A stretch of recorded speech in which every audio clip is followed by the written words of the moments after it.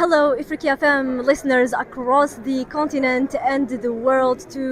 This is the second day of the ASC, the African Startup Conference 2025, holding its fourth edition. And as you know, Algeria has been holding its event ever since the inception and is still going strong, positioning itself as a hub for startups. And today I have the honor to receive with me a special guest for our show. A minister from Uganda came here to Algeria to discuss, let's say, important matters when it comes to the startup ecosystems. I have the honor to receive His Excellency Kabayanga Godfrey Balaku, the Minister of the State in charge of the ICT and Innovation. Welcome, sir. Thank you. I'm happy to join you at this Pan-African FM. I'm very glad to be in Algeria. And I would like to bring gratitude from my President, General Yoweri Museveni, and the people of Uganda to the President of Algeria and the people of Algeria. Thank you. Is it your first time here in Algeria? It is my second time to be in Algeria, and it's a very lovely country with lovely people. And every time I'm here, I'm like, I'm back home.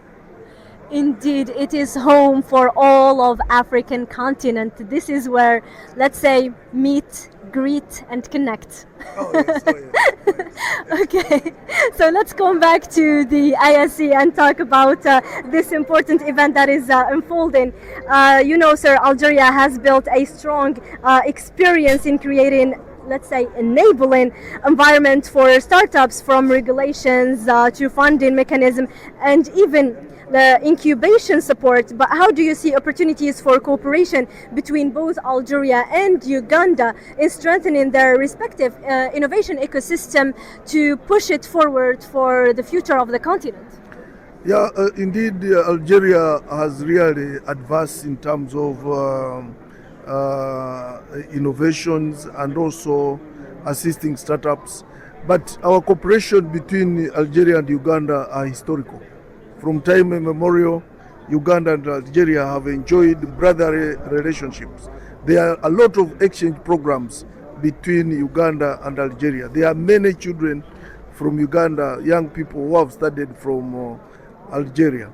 And therefore, we are happy that Algeria is again taking the lead as an African country that is championing financing and mentoring and incubating startups. And they have really pushed in a lot of money, and we are here as Africa to learn from them, to benchmark from them, and to get inertia from them on how we can really promote, how we can incubate, and how we can support startups. And we are happy to be here. And we are happy to have you here among us because, Algeria is trying to, let's say, reach the border landscape of Africa, where we can be connected together and to activate the AfCFTA that is important to trade, important for the economy of all African nations. But let's go back and talk about the startups once more. Uganda's startup scene has grown rapidly in the recent years, particularly in areas like fintech, and it's let's say, major growth. Also in the agri-tech, it is advancing a lot when it comes also to digital services and many other areas. Uganda is doing an amazing work when it comes to startups and such. But we see the youth-led innovations that is driving it for a fact. So what would you highlight as the unique strength that Ugandan startups bring to the continental stage? One of the unique strengths Uganda has is a young population. Uganda boasts of 70% of the 45 million people below 30 years of age. And therefore we have a very young population which is eager to learn, which is eager to risk, and which is eager to adopt to new technology. So that is one of the biggest strengths. But also Uganda has seen that the only way we can break the unemployment cycle is to go IT. Uganda is concentrating on 4 sectors now to get jobs for the young people: commercial, agriculture, manufacturing, IT and services. And in services, that's where there is tourism and the like. But we feel if we can really concentrate on IT, this young population can really get jobs. And we are happy that the young people have adopted to the new trend of digital transformation. That's why they have come up with so many innovations, as you have observed, in fintech, agri-tech, tourism, and digital services. Indeed, indeed. And these are actually strong sectors that Uganda is trying to grow and focusing on, because they are big economies if managed perfectly, and if they have the right ecosystem that would push it to grow more than it already is growing. But let's talk about something else. Despite like the growing sectors that we just mentioned, and despite the growing momentum that many young innovators in Uganda and across Africa are currently facing, but they still face challenges. This is something we cannot deny. And these challenges could be, let's say, they would have maybe challenges for access to the capitals, maybe challenges for technical infrastructure, and many other challenges that is doing a little bit of a hindrance for them to advance and to grow more than they are trying to aim or they are trying to be. So what initiatives are currently being advanced to support Ugandan startups in overcoming these challenges or these obstacles? Yeah, there are so many obstacles that they are facing, but we are trying to see how we can solve them one by one. First of all, on financing, we are engaging the private sector and other development partners to create funding mechanisms.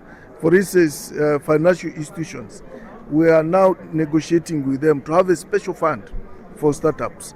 And we have development partners like UNDP, the European Union, and other partners, Algerian government inclusive, who are giving support to government to invest specifically in startups.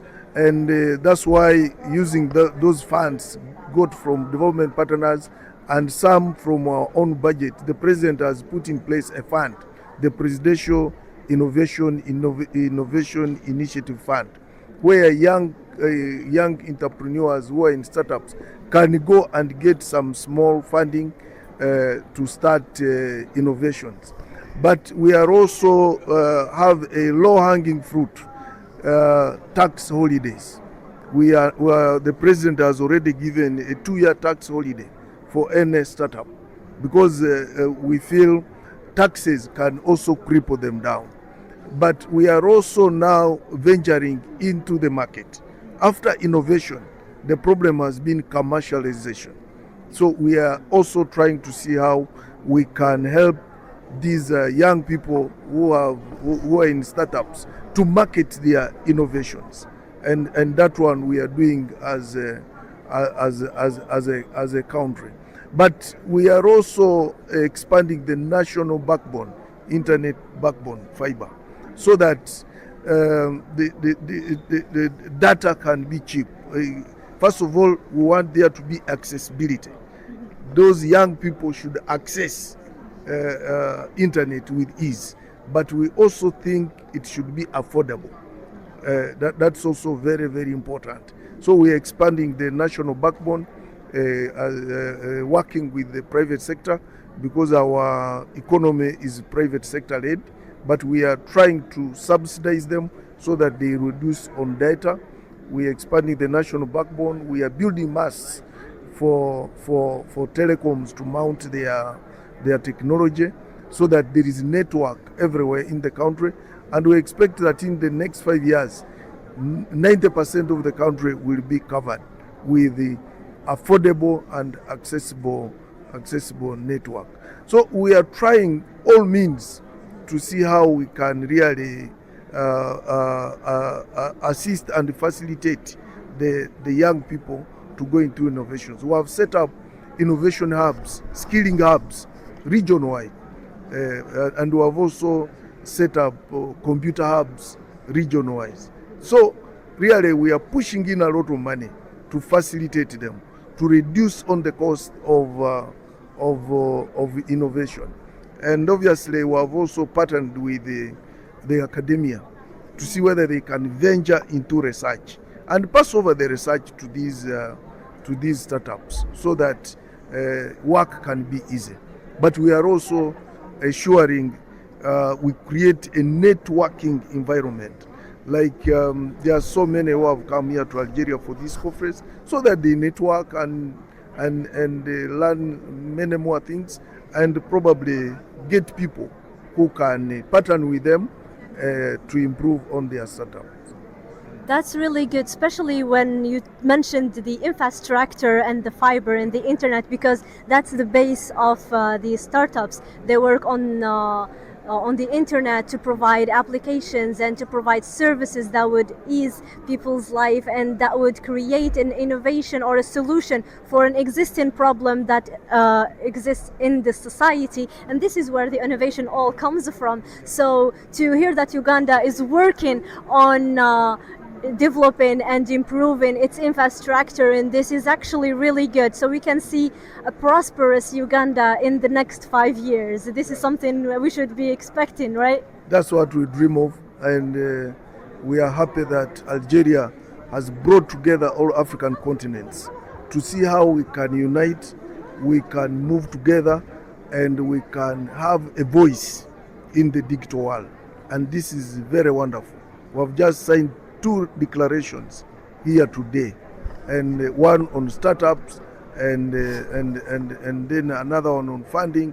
And we feel really these 2 declarations are very, very important in Africa. But it's also important to note that Africa should move as one.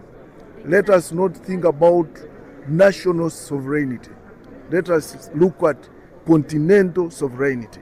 If we are to push, if we are to have a voice that will make our startups strong, and if we are to utilize the biggest resource we have of a young population. Indeed. You know, if they say if you want to walk fast, you walk alone, but if you want to go far, you go together.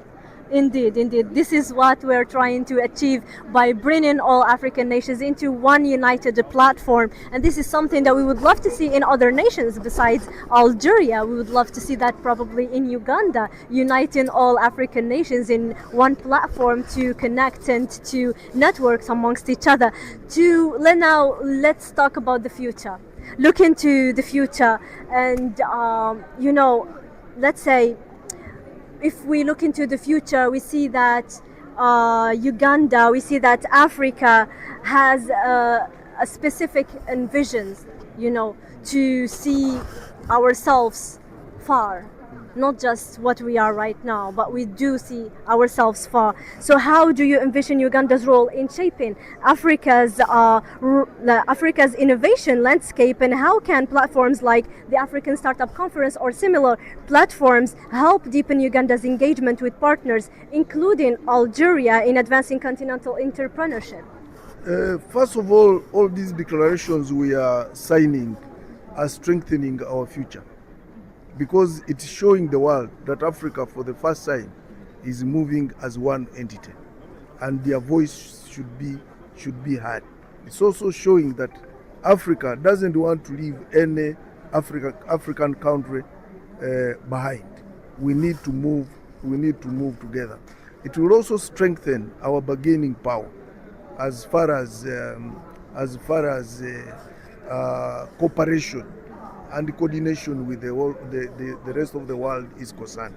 The digital world is moving at a supersonic speed, and either we move with it or we drop off and we get left again. But I strongly believe if we unite as Africa, then the 4th industrial revolution won't leave us out this time. And therefore, what we are doing here is to see how we can build strength, negotiation strength, how we can build financial strength, how we can build cooperation as Africa, so that we move in unison, so that we develop in unison without leaving any African country behind. And I strongly believe we are going to make it, because the determination with which we have started, the willingness with which we have started, the commitment with which we have started, I think the sky is the limit. I see a future where Africa can overtake the whole world as far as digital technology is concerned, because we have one very big strength, a young population, which is ready and which is willing and which can adapt with ease, can adapt to any situation with ease. And I think that one we should utilize. But obviously it will need big investments, which we shall also need to ensure we are cooperating with the other multinationals so that we build a strong digital world in Africa and a strong startup world in Africa. Indeed, indeed. This is what we should hope for, to build a strong Africa that has one strong voice on the global stage, one strong economy on the global stage, because we've had enough. Now we hold our destiny in our hands. This is how we do it. This is the African way. This is how we take our destiny back into our hands. And just like His Excellency has mentioned, everything that needs to be said. Thank you once again for accepting this invitation. Any last message that you would like to deliver to the young Ugandan entrepreneurs that are striving, that are trying to build their own startups, their own micro enterprises to thrive the Ugandan economy? The young Ugandans who are there trying to do innovations, try to join the startup world, you should be assured that Uganda as a government is behind you. But I'm happy also to inform you that Africa, the whole of Africa, has decided to be behind young people who are coming up with startups. I think this declaration in Algeria is just a wonderful declaration, and it's a new beginning for a new Africa, for a new generation, and it is a beginning for a youth which should be assured of the future in the digital world. Thank you, thank you. And well, we have come to the end of this special interview, and thank you for tuning throughout. We will catch you with more interviews in the ISE 2025. This is Emmanuel, the Tuning Out.